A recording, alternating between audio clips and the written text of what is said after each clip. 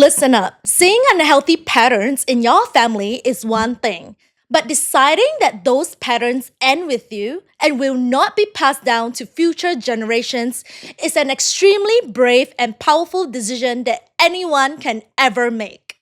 When you make decisions based on your future, not what you need right now to make you feel like you're worthy of something, I can assure you that you will never regret it. Imagine this for a second. On a typical Friday night, you were having a random fling with someone you just met at a club, and weeks later, you found out that you were pregnant. Obviously, this man is not going to be responsible for that, but you decide to keep the baby. 10 years later, your innocent child may ask you why he or she doesn't have a dad. Think about it. How are you going to respond? Back then, you were just chasing for validation, so you probably didn't see this coming. Don't get me wrong, I'm not shaming any single moms out there. I'm not saying that your life will be perfect as long as there is a father figure, but all I'm saying is that every child deserves the best, and it starts by providing a conducive, nurturing family environment that often requires the presence of both emotionally regulated parents. Let's get back to the basics. People tend to treat themselves and their emotions the same way they were treated by their parents. For women with a present father figure, a father's unconditional love becomes the baseline on how they expect to be treated by men. Very often, they look for a partner who can meet their needs and make them happy, not anxious or stressed out. But if your parents were critical, neglectful, or emotionally unavailable, you internalized their behaviors, and the way they treated you became the way you learned to treat yourself. And you normalize it. Therefore, you subconsciously seek relationships to match the dysfunctional dynamic that you have experienced in childhood, simply because it feels familiar to your nervous system. Healing your relationship with yourself changes everything you attract into your life. Even though I was raised by a single mom my whole life, I have witnessed how a woman should not be treated from her previous marriage. The divorce was a testament of my mom's strength and resilience. Over the years, I became wiser in terms of filtering the kind of men I entertain in my life. Here's where the art of reparenting comes into play. It's relearning how to respond to yourself better. Asking for opinions does not create clarity. In other words, reparenting is a process in which you learn how to identify the key aspects where you need to be raised. After all, this is about cultivating and implementing tools and new beliefs while also changing perspectives for how you are treating yourself now.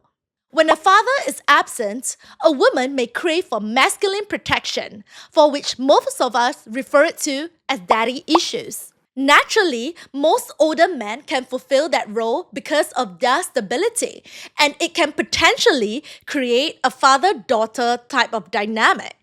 However, the truth is, this relationship is not entirely equal because he tends to pour much more into her, which creates the attraction that she has for him.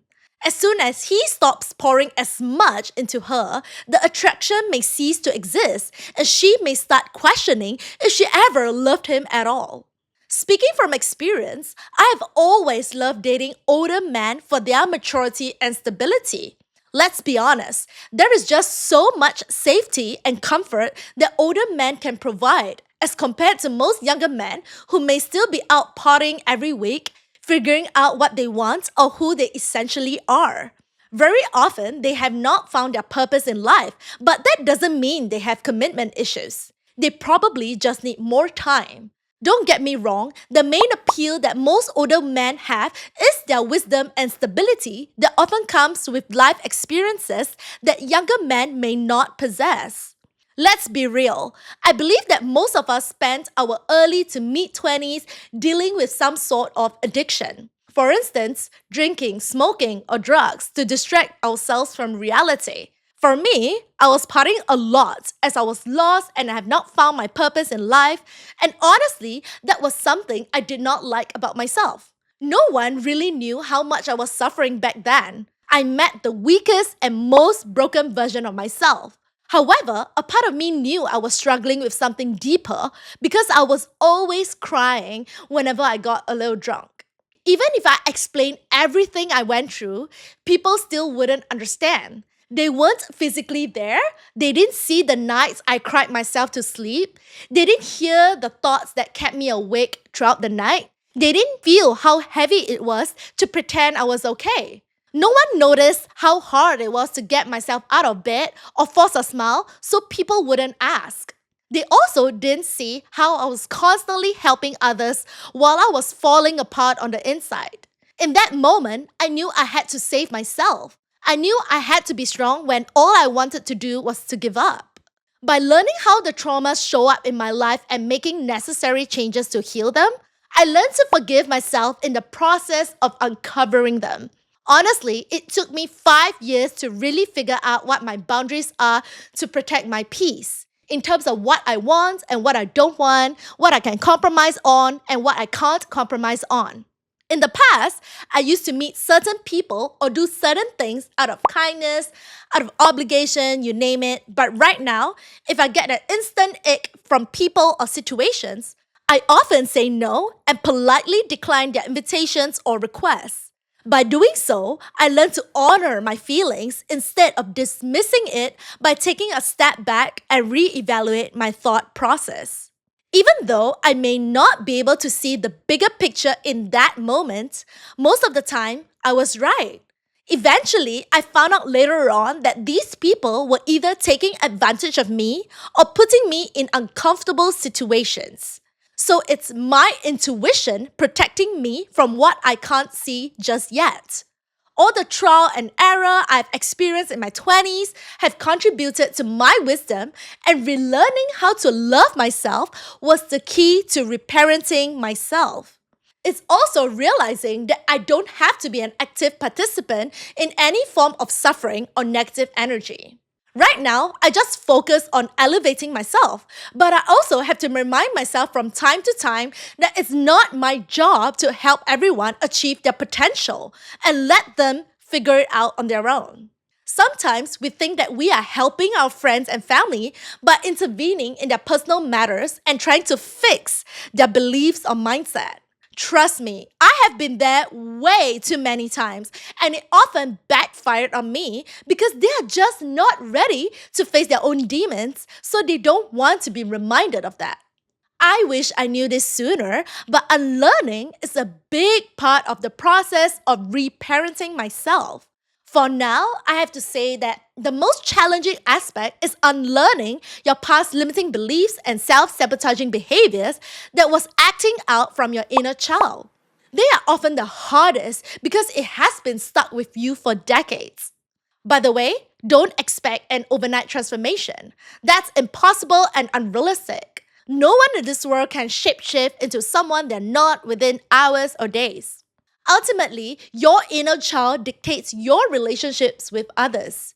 You have to learn how to love your inner child the way she needs to be loved.